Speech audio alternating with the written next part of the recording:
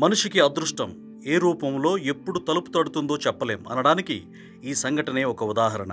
1990లో ఓ వ్యక్తి 1 లక్ష రూపాయలతో JSW steel కంపెనీలో షేర్లు కొన్నాడు. ప్రస్తుతం వాటి విలువ 80 కోట్ల రూపాయలకు చేరింది. దానికి సంబంధించిన పత్రాలను కూడా ఎక్కడో మూలన పడేశాడు. తాజాగా ఆయన కొడుకు ఆ పత్రాలను గుర్తించి బయటకు తీశాడు.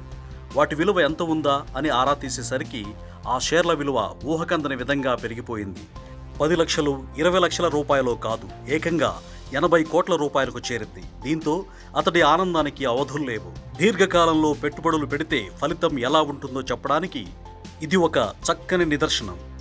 సౌరవ్ దత్తా అనే వ్యక్తి ఈ విషయాన్ని ఎక్స్లో పోస్ట్ చేయడంతో దేశమంతా ఈ వార్త వైరల్గా మారింది. దీన్ని బట్టి మనకు అర్థమైంది ఏంటంటే, చిన్నతనం నుంచే పొదుపు చేయడం నేర్చుకోవాలి అనే విషయం.